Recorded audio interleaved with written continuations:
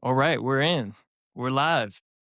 We're live. Well, Kevin, you and I had a chance to chat a little bit previously, and I'll give you a little bit of the backdrop of 50 Chairs as we kind of went through this. But how I came to know you was through Mike Sherbakoff. I said, Yeah. "Hey, Mike, I'm looking for some incredible founders to talk to," and I said, "Who's at the top of your list?" And Mike said to me, Kevin Damoa, like without hesitation. So I was like, all right, well then I need to talk to Kevin. And I know you've been on a whirlwind of both exciting successes with TechCrunch, Disrupt Win, and just a lot going on, and new hires, and all the things that are going on with you. So I'm super grateful that you joined us today on 50 Chairs. Brother, I the shared a honor. little bit of that journey. Sorry, go ahead. No, I was just gonna say the honor is absolutely mine. So sorry. Oh, no, you're fine, man. I shared a little bit of the context of 50 Chairs with you. As you know, my dad was a pastor and started a church. And part of that learning as I was growing up was it really takes a lot of conviction when you set out those chairs at the beginning and no one's there. And as I've read and kind of come up to speed on your story, man, there's no shortage of 50 chair moments. But Yeah. for the audience, Kevin has been at all of the companies that you have seen in the headlines recently, SpaceX, Harley-Davidson. What was I had one more on my list. I mean, you've been a lot of places. And before that, even that journey started in the military, and then before that, in LA. So I want to start kind of at the beginning. Yeah. So back, not with SpaceX, not with the military, but the one story that Mike did tell me that I was like, that is interesting. He's like, the one thing you may not know about Kevin is he was a backup dancer in LA. So I want I want to start there. So walk me through that. What was happening? Like where what was that journey? Hmm. Um, and I'd love to hear more of that story. Yeah, of course. So dancing and art is a big piece of my life. It's in everything that is around me. If you watch me, publicly or live, I'm always tapping into like that music in my mind. It's just going. I grew up dancing. And called the dancer, and loved hip hop and being a b boy. Supposed to go to college for dancing and ended up joining the army instead. It was during 9/11. I said, "Do I want to support this nation or do I want to go entertain?" And I felt God put me on this earth to earn my keep and I can serve in this nation. But after I got back from Iraq, 2 tours in Iraq, I said, "A cat only has 9 lives. I used nine already. I'm gonna go dance." So moved to California to pursue the California dream, and I got recruited as a backup dancer. Everybody knows the dancer's journey. Live in a dancing house, with a bunch of other dancers. You eat ramen noodles and Vienna sausages because you're not getting paid a lot, and you're going to auditions all the time. So I got picked up to be a backup dancer. I danced for about 6 months. I was doing choreography and contemporary hip hop as well, and then the San Diego fires happened. And I was down in San Diego at the time, and actually went down to be a volunteer firefighter. And I saw that I loved it. I said, "Well, the Lord has called me to doing this mission," so I quit dancing and I went to go fight fires, man. National Guard and fought fires for almost. So yeah. Wow, man. Wow. Well, that's kind of an amazing journey to kind of go through, Mhm. from backup dancer to military to firefighting. I do want to pick up on a theme here because I know that you mentioned, God was part of that decision for you. And I will say, and, some of the conversations that I have around this, the 50 chair story, the part that I don't talk about a lot is, as my father was going through that, and setting out those 50 chairs, he was doing it because he felt a calling on his life. And I feel like entrepreneurship can kind of be a calling of sorts. And you talked about hearing that voice and saying, "Hey, this is what I need to go Yeah. do." So, Mhm. do you mind walking through that a little bit? It's not normally where I go, but since since we were there, do you mind talking about it? Yeah, absolutely. There's in the Bible it says, "Be still and send me," right? And I take that literally, and I've done that with every single thing that I've done in my life. My favorite book growing up was Ecclesiastes, so it talked Mm, a lot about wisdom and knowledge and how do you accumulate things. So I combined, the teachings of Ecclesiastes with those two terms of being still, sitting with, where you are in the moment and the gifts that God bestowed onto you, um, and being sent out for a purpose that is outside of our desire. My desire was to end and to do things in life that made me feel fulfilled, um, and really pour to others. God provided me with gifts and logistics and operational excellence, and building things to serve that aren't always fun. They're probably the toughest and most mundane things to do to move us people, where I had to pay attention to calling. Even though it's placed me in harm's way, more ways than I still, I'm here to serve while I'm still inside of it. So so let's go back a little bit further. So when you were growing up, I know you shared a little bit of kind of your origin story, but you shared that your family's Panamanian. You were out in LA. What what did success look like for you? Like when Kevin was thinking about like, hey, future Kevin, this is the road that he's gonna follow. mhm. What did that look like for you? What did you think was gonna happen? I thought I was gonna be an entertainer, man. I thought I was gonna be this like big like superstar because I dance, I sing, I play instruments, and I write. And I was like, you know what? I'm gonna be the next Usher. I'm gonna be Usher mixed with El General and Tego Calderon, and I'm gonna be that guy. That was like, this is what I'm working towards. I played sports, I was in great shape, but like entertainment was where I directed a lot of my energy growing up. To entertain folks, I did like talent shows, and I was a part of like a boy band. I was in every single church choir. My parents wanted to go to. My mom wanted she hopped around from church to church denomination growing up, and I always, participated in all the musical things in church. So I knew for a fact my path was to be that, that next Usher Raymond. And I didn't plot a course outside of that, right? I was always fascinated with, building things. I was into like Fast and Furious and building my own cars and everything else, but that was always an entrance into entertaining others. Was where my personal pursuit was as far back as I can remember. Wow. Wow. Yeah. So do you think that some of that background, I mean, they always say, like, looking backwards, you can always connect all the dots, but do you think some of that background has helped you in what you're doing now? Like, do you see a through line in like, "Hey, those experiences were not wasted experiences, because they've actually helped me develop into the thing that I'm doing now?" Yeah, absolutely. I believe it all tells a story. If you follow like my timeline, you'll see a lot of like art and music and just a unifying of things, a harmony in what we do here at Glide as well. Everything we do is dual purpose, is duality, the road and rail and commercial and defense. Nationwide to international, and the music that we put together is like trap meets rock and roll. When you see a lot of the things we do, it's always a play on how do you combine things that sit on opposite sides of things and make them beautiful into one. So a lot of entertainment into what I do. I believe that being a storyteller, uh, as well as a founder, is kind of like a musician. Where musicians have to tell their story through their music, and through their performance. I feel as a CEO, I'm doing the exact same thing. I worked in sales, quite a bit in my time during my professional time, from selling concrete to power tools, doing contracting within the military as well. Me, pitch customers and investors and win the hearts and minds of customers and believers in our community as well.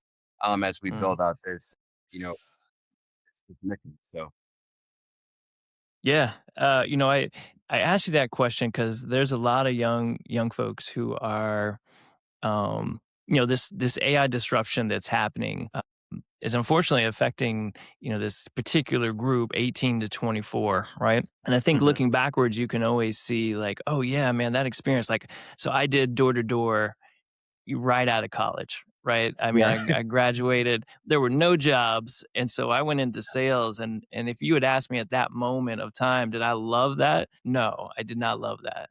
But I mean, it was door to door, straight commission Yeah, sales. It yeah, was like the worst kind of yeah. sales, the hardest kind of sales. Were you selling, were you selling baseball tickets? No, no. So it's interesting. We were outsourced feet on the street program. So we worked for like AT&T and Quest and this will date me, AOL. Like, there was a, I should have left the AOL out of that. Yes, it's okay, man. We'll edit it out. Yeah. But that was an uncomfortable part of my journey, and I wouldn't have chose that myself. But looking backwards, when I went into the classroom, I was able to see in retrospect that those 3-minute pitches that I had to do to those business owners made me such an incredible teacher Yeah, because I felt like my job was to convince these students to like listen to me, to find importance. I was used to that like 3, 5 minute kind of get you interested. And that's incredibly important in teaching. And so as people are listening to this and people yeah, thinking about like their future, it's like, hey, it may not always make sense at the time, but there is this through line. I can see it in the work that you do, yeah, that kind of coolness factor that comes through in even in the yeah. design Yes, of yeah. your vehicle. So I love that, man. Thank you, So brother. I appreciate that. yeah, of course, of course. So when you said that, you felt a 9/11 hit and you felt like you were, called to go serve. Walk me through that. So as I read the story, you're working in some pretty tough situations and you're living the problem that you're solving now. Mhm. And so you're in walk the audience through that scene. Like, what was the origins of, like, where were you? And then the moment you realized, like, this is a problem. And I Yeah. know this problem has happened several times in the other companies that you've been with, but let's start with the Yeah. military chapter. Yeah, absolutely. So Army, a 3rd ACR, brave rifles to all my brave rifle folks out there. And that's when we were armored cavalry. They're a regular cavalry regiment now. And they've gone to light. But first tour in Iraq, we were like, hey, bring your Bradleys and your tanks up. We got to move this stuff from this point to this point. Process is called rail heading. You have to move the tanks, Bradleys, and all of our equipment from road to rail, and we have to do this all ourselves. We are it. And they're explaining to us the process, and it's like, hey, roll up to the train and lash this down with some chains and turnbuckles, and we're out there all day. It's blazing hot. We're exposed to everything. It's like sitting ducks, and work is imagine 20 to 100,000 pounds of things hanging in the air, which you have to put down and then latch down. There has to be a better way, and then, this is the only way, and I'm like, it can't be. Army is so advanced that, we have all this money. This is like Flintstones, man. They're like, oh man, this is how we're gonna do it, and so do your job. And I would leave the army with that discussion, and then go on to the commercial side and start to look at ports and then operations and see that that's the exact same way that everyone's. So I'm like, well, I guess I'm gonna live with the problem. So, let's fast forward, out and age myself. Fast forward 15 years, and I'm like, well, COVID-19 is now happening, and I'm like, well, why are these ships in the ports and not being able to be offload fast enough? And you start to look at the diagram. You're like, well, these guys aren't offloaded fast enough. These tall stacks aren't getting processed fast enough, and then these trains aren't happening at all. Like you have a line of trucks at the gate because they're not doing that operation because it's expensive. It's slow, and it's very, very dangerous. And I felt like it was a God again tapping me on the shoulder saying, "Hey, you know how to fix this now. I put you at SpaceX where you did, movement of rockets. Now I put you at, Northrop Grumman where you're doing F-35, and then I gave you, 4 startups doing electrification. You now have all your tools, to solve this problem. So it's either you keep making bicycles or you go out and you be still and so I left Harley-Davidson and, started at Glide and been gliding ever since. What what was the each one of those, I mean, you think about logistics, and logistics seems like this, some kinda unsexy business, Yes. of sorts. But as I was reading about kind of the briefing on the rail and understanding what happened, as I understand, there's 140,000 short line, across the US. Yeah, it's Mm, 148,000, complete miles. Short lines have, I think, 61,000 of that number.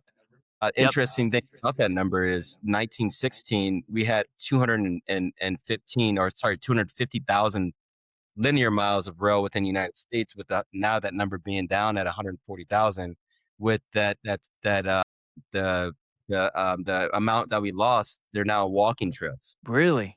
So they were Absolutely. converted. They're converted due to underutilization. Okay. And so as I was kind of looking at, okay, so you've got all of this capacity that was kind of sitting there. And then I believe there was a law that was passed that kind of changed how rail worked. And so these short lines basically got underutilized. And so you saw this, so-called declining usage as an opportunity. What was the spark? Like, how did you know?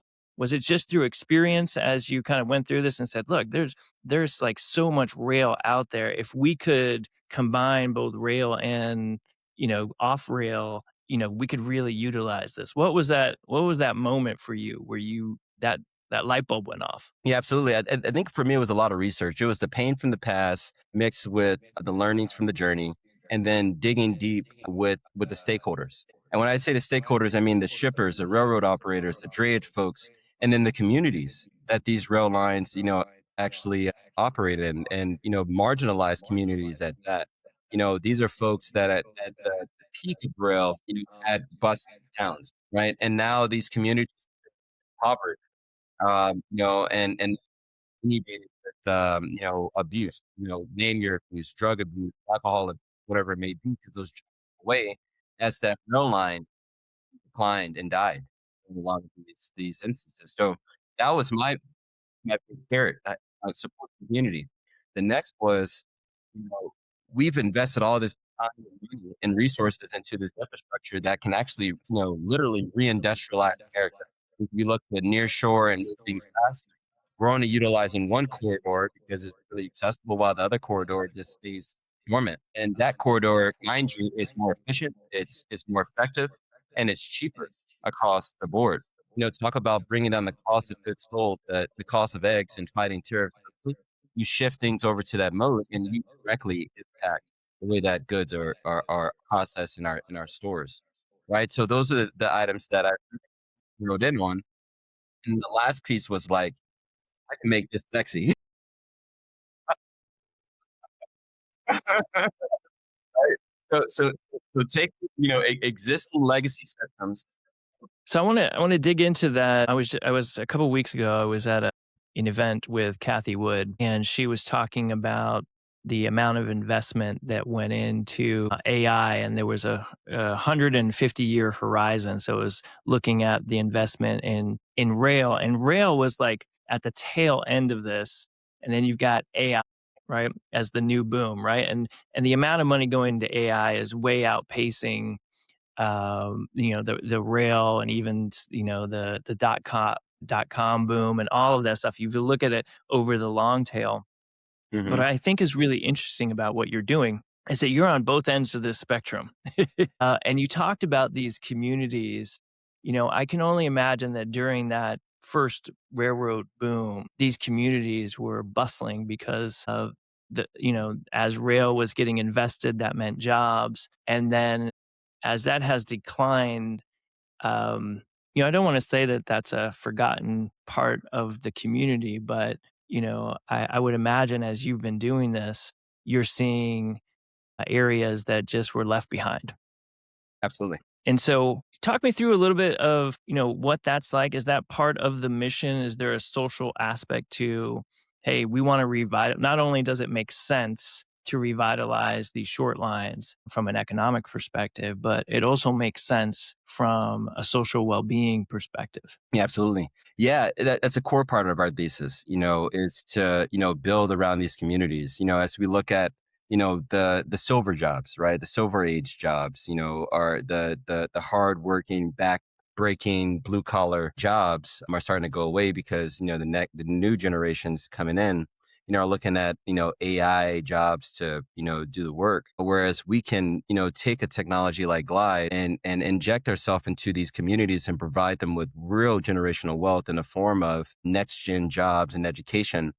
To bolster an industry that is essential, like logistics, so that we don't have these marginalized communities. Right, technology is what lifts communities up to an economic level, so that they can push the economy up at the exact same time. I'm looking at, rail adjacent towns, port adjacent towns, and then towns where, distribution centers and e-commerce have lend itself to. You have, Amazon and Walmart facilities on all these places that are about a quarter of a mile to a half a mile from a railroad track that is now dormant, that is adjacent to a community that whose job is only to do warehousing jobs, with a lot of those jobs being automated, and those jobs don't come outside of the facility. So now with our technology, as robotics goes in, now we can train folks on jobs on the outside to bolster their economy, leverage existing infrastructure for what it is with very, very little lift, and still inject capital into these communities to build them out as they service those main corridors. Is the thought process behind that. So that's a key piece of our business, and we're doing it slowly. So we're going,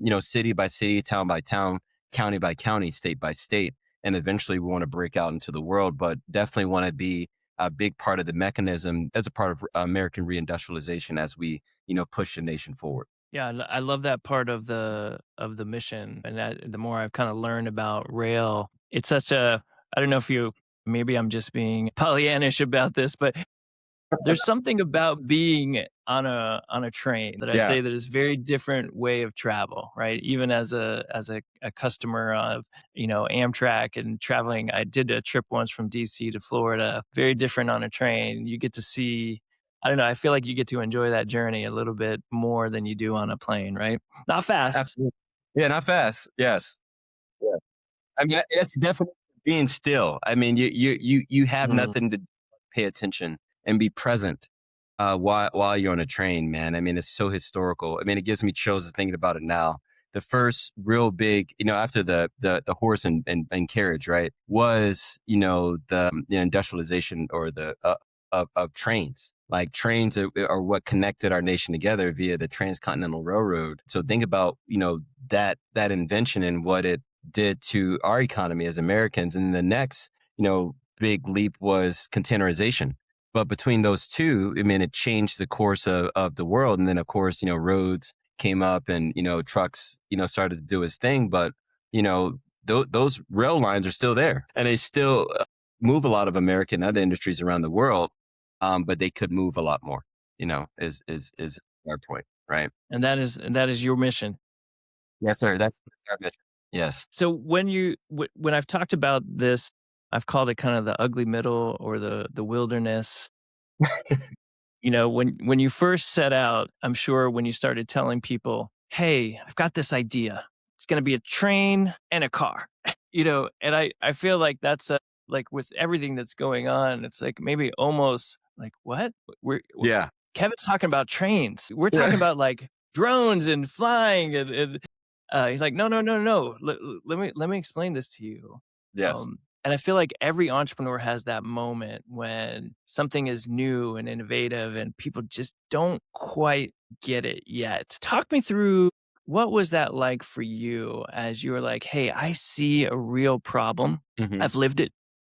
I've Yes. lived it through multiple companies now." But then when you say it out loud to somebody who doesn't quite understand it. What was that like as you were setting out those initial chairs and talking to people about what you wanted to do?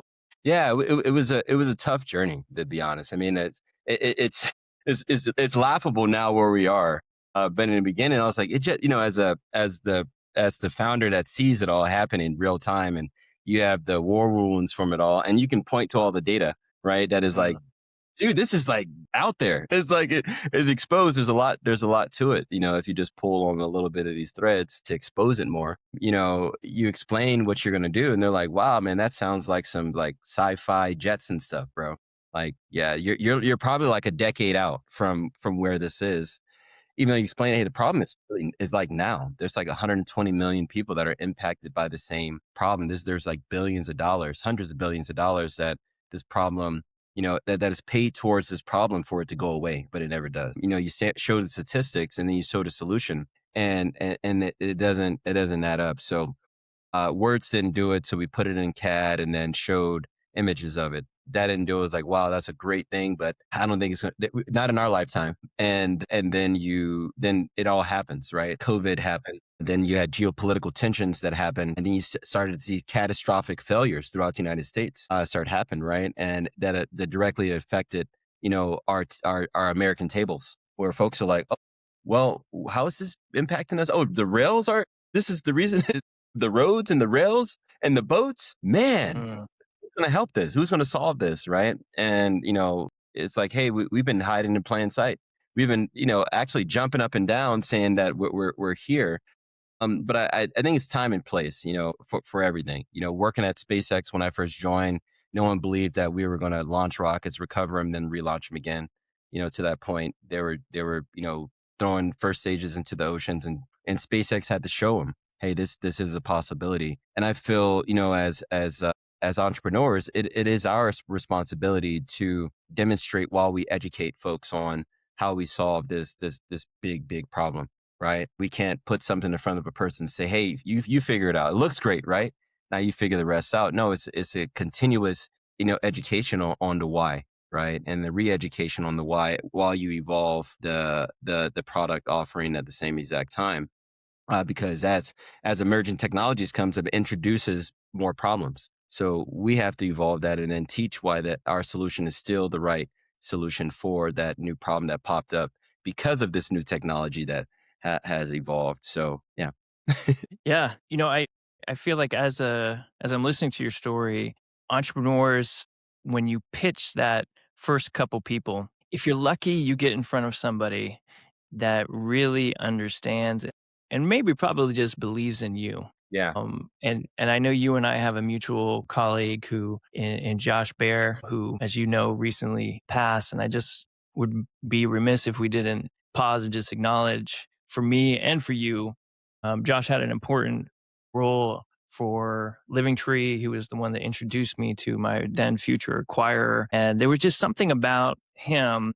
I was early days and I was talking about my vision and he saw something in me that honestly, I don't think I saw in myself, but it made me believe. And I saw your post on LinkedIn. How important are those moments as you're, walking through and describing to people what's happening and you meet a Josh Bear who says, man, Kevin, I believe in your vision. And not only I believe in your vision, I'm going to open doors and and you're like, I don't understand why this guy's doing this. Yeah, absolutely. Yeah, I mean, Joshua was he's a titan. Like I said in my post, man. What he's done, for the community is amazing. He's opened up doors for all of us to actually, solve some of the toughest problems in the world. The folks that are courageous and brave enough to do things, he's the one that planted seeds in order for us to grow into who we are today. I call him the seed planter, and a lot of folks call him the seed planter. I have this saying that I love quite a bit, where we know as leaders, we plant seeds and for trees that we'll never be able to enjoy the shade from. And that's just Joshua. Joshua planted seeds and watered them, as he liked to say. That are growing into great successful companies, from Firehawk to Firestorm to Glide. Within itself, just by the kindness of his heart. He didn't have to do any of this. He didn't have to help you out to do it, but he's ways where he can have incremental gains, or not him specifically, but us as a community can have incremental gains through people, right? I feel that we're all conduits, and there's certain ones of it's like a theory of mine. There's certain people out there that just see the conduits walking and say, "Oh, I'm going to grab onto this person," or "I hope this person comes to me," or we're brought to their door and they're like, "Yeah, come on in, man. I saw you coming," right? And that's the impression that Joshua always had on me, man. Yeah, it's I miss him.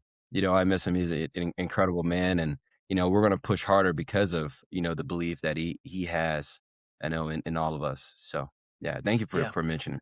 Yeah, of course. I feel like be remiss if we didn't today. So as you've been out there and building, how important I saw your wall. We talked about this early on. You've got no shortage of just reminders of great people and surrounding yourself with that imagery. I know as you told us your background, I know how important that is. I've talked about athletes and visualization. Someone said the 50 chairs was like for my dad a way of visualizing something that didn't exist yet. How important have mentors been, and how have you kind of found them as you're kind of going through and making your collection or that board, or if they become a board member? What part of Yes. the journey has mentors played in your journey? A steady a steady support channel for me, for a lot of my blind spots. It takes a lot for a lot of us to surrender, whole self, so that we can take those learnings. I've had my entire life, I've been surrounded by folks that wanted to pour into me, and I had to stop and listen. I stop and listen a lot more now, and yeah, the journey just places these folks at the time they're supposed to be chronologically or systematically, whatever you want to call it, and seasons in your life that is needed. And I have the ability to surrender to those moments. Where I have like folks like Pablo Ukar, or Mike Sherbakov, or Ryan Micheletti, or Jordan Kretschmer, or Tim Draper, they'll tap me in the shoulder and say, "Hey, I see something in you, but these are your blind spots. Would you sit and listen?" That's easier said than done, right? There was a point in my life where I was like, "Hey, would you sit and listen?" I was like, "Now I'm on a move. If you want to run with me, we can run together." But you're missing the whole story. So the advice that I would give to anybody out there, if this is a place where I can give advice, is to listen to the lessons that are given to you and pointed out to you. They come in all shapes, forms, and sizes and opportunities. We were at an event yesterday, 2 days ago, so my times are off in Long Beach. Just talking with customers and potential partners and stuff like that. And I had the lovely moment to meet with a woman named Bonnie Nixon. And Bonnie Nixon, if anybody wants to do research on her, is this huge innovator for logistics. She's helped out ports to push them into next gen, arenas to be successful, right? As we, tackle commercialization and everything else. And, we talked for like an hour, and in Mm, that small session, she dropped me with a bunch of different pieces of knowledge. So on the fly mentorship is really, really important as well. It doesn't have to be, something as formal as an advisor or a mentor or board member. Mentorship comes in momentary things as well. We just have to sit and digest and sit with those lessons in those moments. So so you mentioned surrender, and that's not a word I hear very often, yeah, except maybe in church. yeah, And I feel like, maybe it's worth kinda going through just a little bit of that in terms of my definition of surrender, and you tell me if this is what you meant by that, is more a posture, of your heart and your mind, not a yes, physical surrender to, anything that comes your way, but a openness to God's will and calling and whatever that might look like, and that might be a small moment or a big moment, but just having a posture of surrender. yes. How do is that how you would define surrender? Yeah, absolutely, absolutely. Yeah, it isn't the lay down and say, "Hey, come and take me." No, it's it is. Yeah, it is as you explained it, a posture and sense to be fully open to the lesson as it is, right? I think the thing that keeps us from, the lessons that we have is that external shell, that ego, that pride that says I have enough, where your vessel is partially empty or more than empty, right? You're on your bottom, but your vessel is still at a posture of strength, where you should be receiving that lesson. So surrender allows you to open all the way up from a posture in order to get your cup filled by those lessons that come from surrender. I feel. Yeah, and I feel like I love that idea. of on the fly mentorship, right? Because a lot of times you, as a founder, you think about this like, oh, I need, a mentor. I want this person on my board. But, sometimes it's just a season. Sometimes it's just a conversation that you Yes. needed at that moment, right? So it doesn't have to be this big, complicated, formal thing. It can be just hey, I had this amazing conversation and that changed my thinking on something that, was placed on my heart or something that, the business is going through. So don't make it so formal if you don't have to. Yeah. Not every relationship.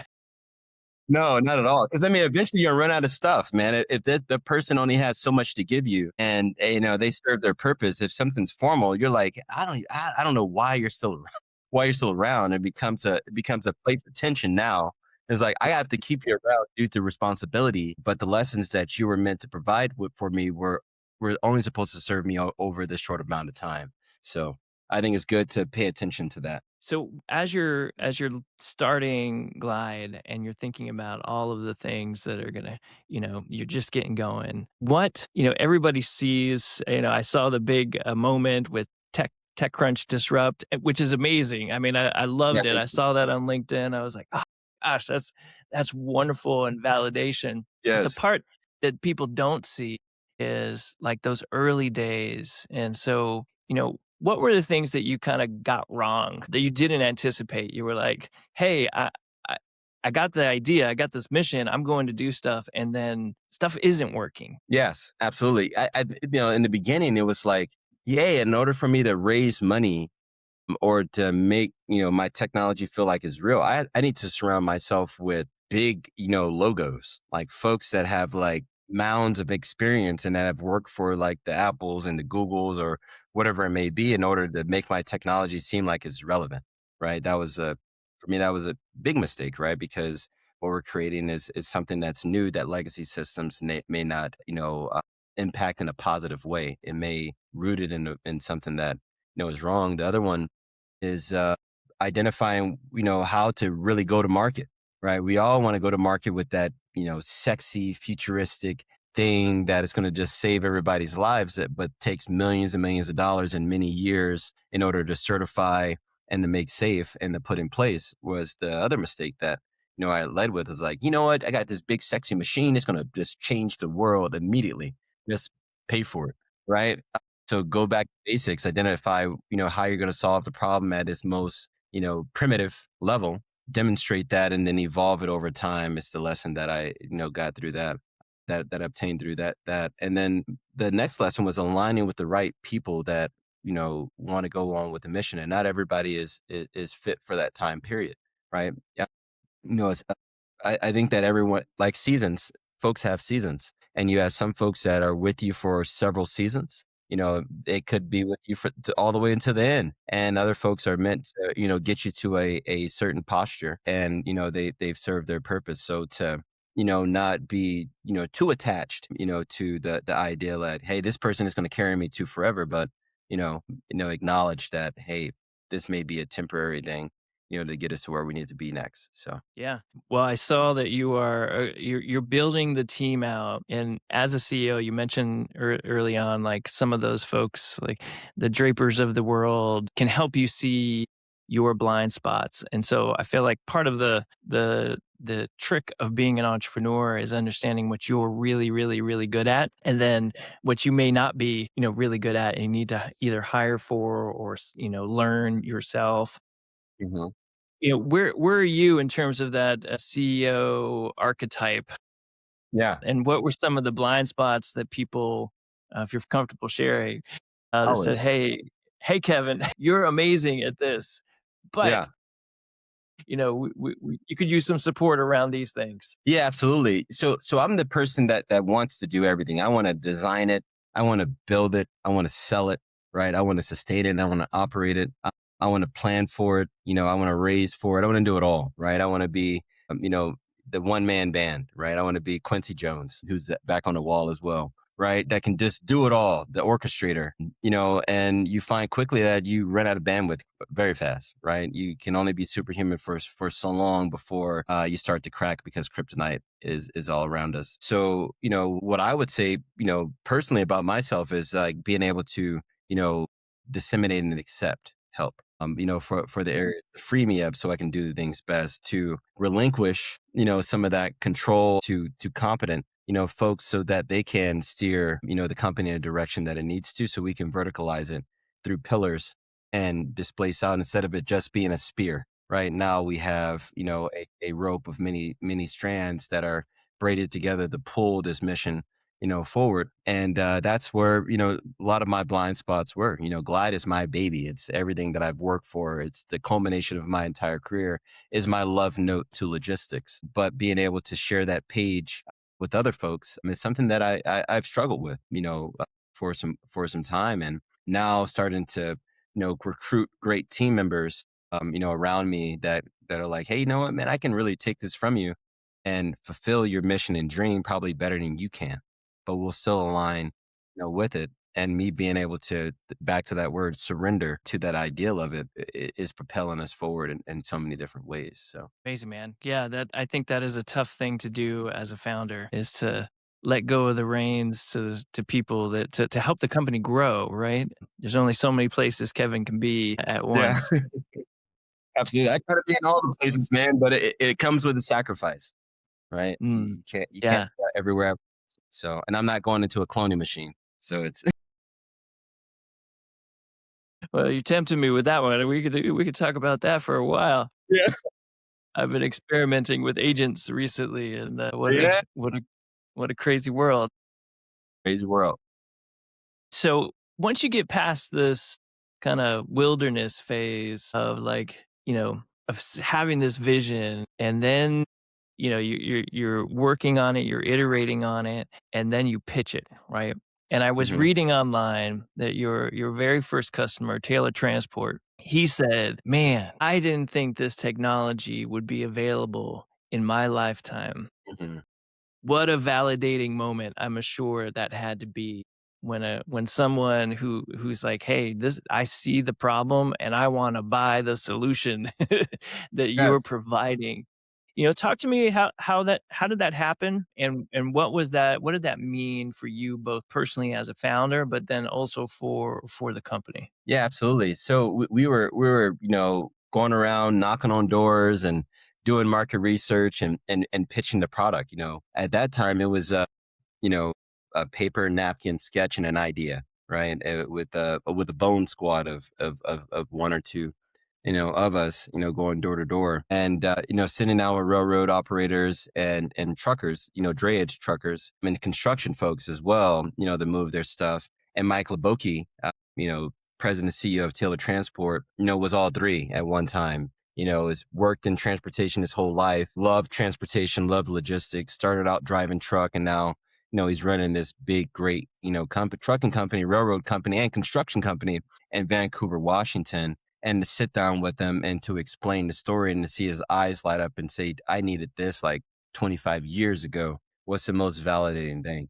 And for him to say, I always ask folks why this isn't being done. Why aren't we leveraging more rail? I have rail sitting in my backyard, and I barely see any cargo move down it. I can even put my own truck or my own product, on that thing because I don't have enough to fulfill it. And for him to say, yeah, you guys are the next thing up, was like winning the Super Bowl, the World Series, and the Stanley Cup all at the same time, very, very early on. This was 2023, right? Before, Glide was like a name at all, right? I mean, Mhm. we that crunches were up in 2020. We got our first venture funding in 2025, and then got our first opportunity to be on something that is worth anything, in 2024 through the Veterans Fund. A little bit before that was for the automated vehicle conference where they let me take the stage. But 2023, it was like, you guys are dreamers, right? You guys are, you're smoking the best stuff on the planet, and you guys are way outside of what reality is. And then for him to say yes was really validating. He's still a very, very firm supporter in Glide, and we're working towards fulfilling that contractual agreement that we settled on in 2023. So Wow. yeah. So, how did you I think a lot of founders will find this, or people that are thinking about this, right? Because this is this tension that always exists in the early days. Maybe I'm assuming to build what you guys are building is not cheap. Great word. Maybe that's an understatement, but kind of what I've seen of it, I can imagine that this is not cheap technology to build, and not just the technology, but the platform, across GPS denied areas in the dual use context. So there's a lot that would go into building something like this, maybe more than maybe most founders, think about, right? So this is a heavy investment. How did you go in and what it is that you were doing so that he could see that vision, but also believe that Kevin's going to deliver on this? It's not just this thing. Yeah, yeah, that sounds great, Kevin, but Yeah. you know, are you going to be able to deliver on this? I think that's a challenge a lot of founders go through is like, okay, I sell the vision, but it's got to be more than that. So how did you go into that meeting and talk to Mike about, hey, this is what we're trying to do. How, can you join us on that journey? Yeah, absolutely. I led with why me, right? Why am I the guy to deliver this product to you, right? I think it's, one thing that folks say is like, I had this great idea to build this great product. And another thing is like, I've lived this idea to build this great product. I know how to build this product because I've been building this product my entire life in some way, shape, or form, but it just hasn't come out yet. And to provide that person with that guarantee that you are the person to do it. I've been sent to fulfill this mission hands down, and I won't quit until it's actually fulfilled. And that was the determination that Mike did, because the price came up. It's like, man, this thing is going to cost millions in order to do that. And my response was like, I can build this not for millions. I can build this quite cheaply because I know the componentry. I have the relationships.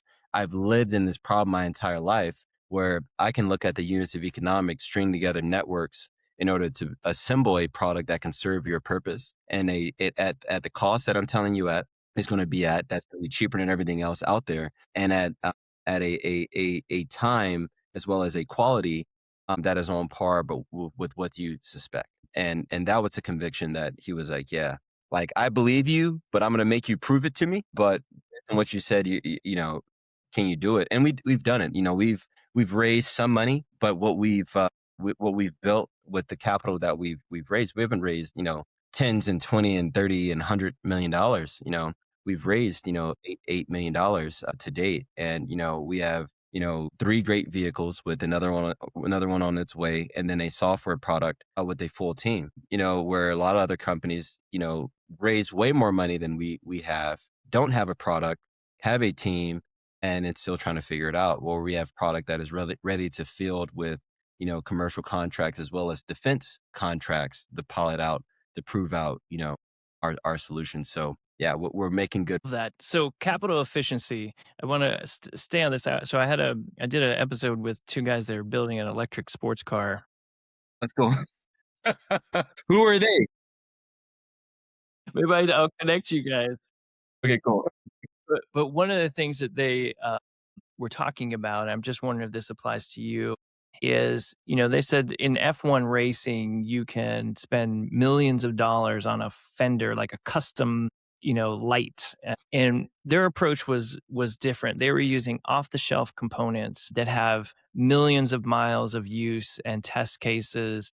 And because of that, their unit of economics and their ability to deliver is, much stronger, right? So they're not, there's off the shelf things that they can kind of assemble in a new way that Yes, allow them to do what they're doing. Is that kind of the approach that you guys are taking here? absolutely. Yeah. So we do. I mean, unit economics are in commercial off the shelf products, right? Doing an integrated product that already has full certification, especially across the two severely heavy regulatory bodies that we service, from the road side and then on the rail side, helps us get homologation as well as speed to market very fast.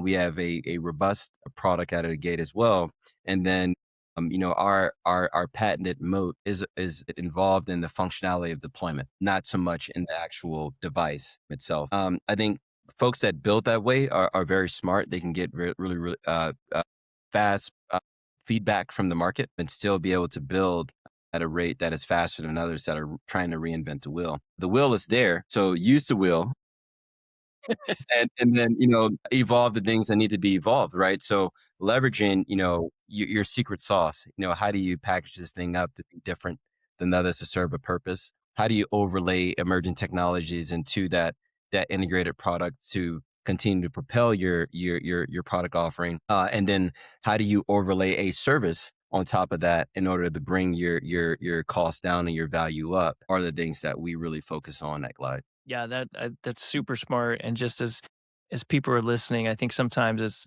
what can we do? You don't have to reinvent everything in your, especially if you have a hardware product, right? You can use things that have had lots of tests and use cases and get you quick speed to market. And then learn, you're like you said, have that secret sauce within that. And sometimes the secret sauce is just the way you assemble those things differently than anybody else, right? And so Absolutely.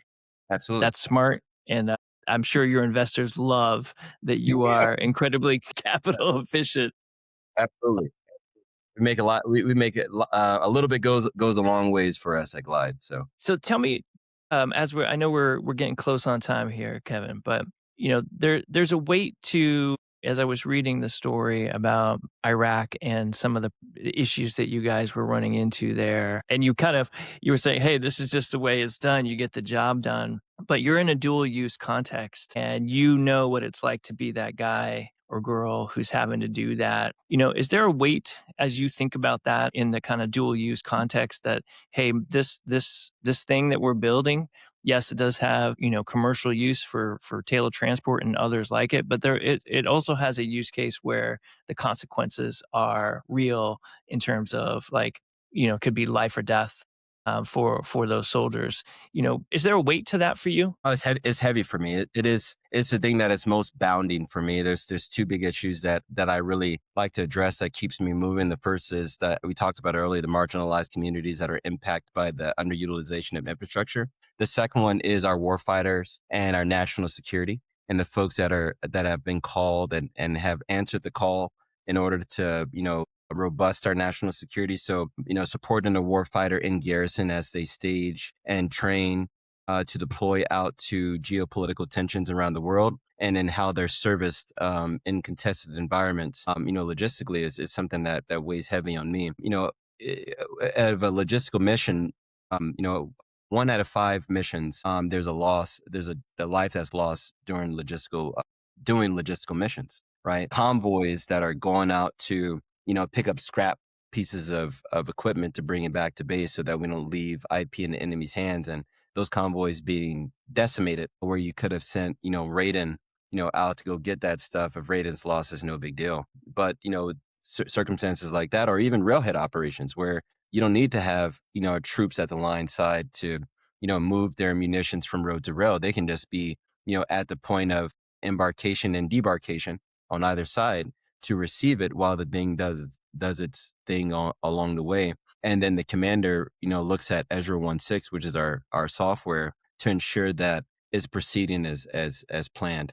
And that saves lives, saves time, it saves effort, and it deploys American dollars into things that we really need to deploy into, like medicine. So yeah, those that's my pool. Yeah, that's, I think when I first was learning about Glide, I did not see all of the social aspects of, you're like, hey, it's a railroad.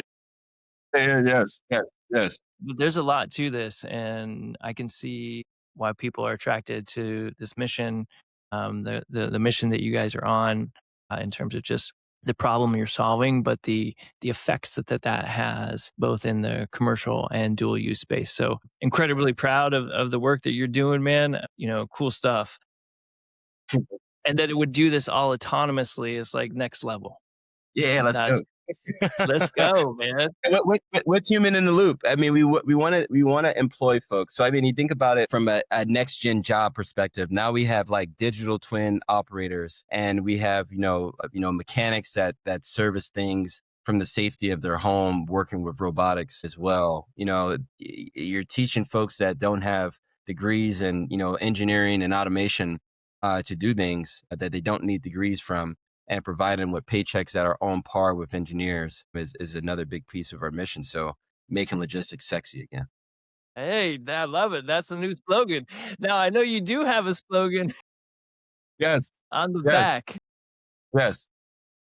Tell me about it, because when I first read it, I didn't really understand it, and then you explained it to me. Let's talk about that slogan for a second, and then I got one last question for you. Okay, gotcha. So when I look at, I've been shipping goods for a long time, right? And shipments have their own problems within it. So I say the next time you go ship it, don't ship it, just glide it, right? So gliding should be the easiest way that you move anything, right? If you think about just the movement of gliding, is effortless, right? So logistics should be effortless, and that's our main thing that we want to do at Glide is to make your shipment and all shipments as effortless as gliding.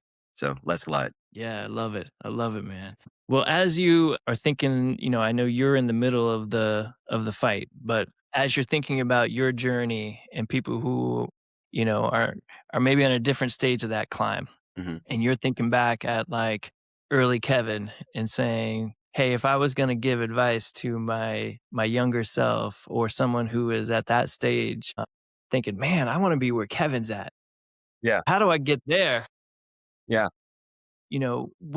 What would you say to them? What would you say to yourself in that moment? I would say keep going, right? It gets better if you believe in it, right? The mission's bigger than you. Seek help at every corner. Don't pretend to know what you don't know. Be honest and transparent about it all, and be brave. Right? Take chances. The sacrifices will pay dividends into the triumphs. So keep investing in those sacrifices, but make sure they're measured, and take care of yourself while doing so. Right? Because you are the core pillar to make things happen. And then the last thing is things aren't done alone.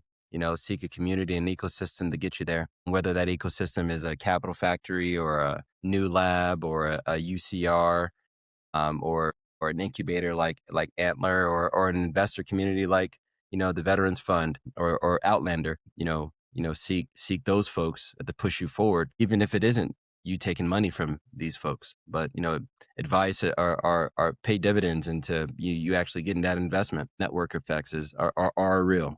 So yeah, Oh, amazing, Kevin, and I love the story. I love the mission, thank you. from backup dancer to changing the world Let's ride. and everything in between, man. Yes. It has been such a pleasure to talk to you today. Thank you for sharing your wisdom and your faith and the mission that you guys are on with our audience, and those 50 cheers moments that aren't the things that make the LinkedIn and the Instagram reel, but they're part of the journey, right?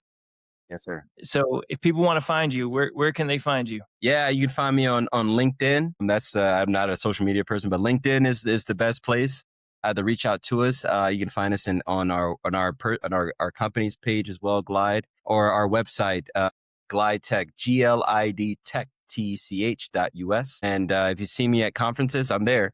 Pull up, say hello. Gary, thank you so much for having me, on this amazing platform, man, and being able to have this really, really honest and deep conversation with me. I hope that you have a blessed and abundant day, brother, and all that you do.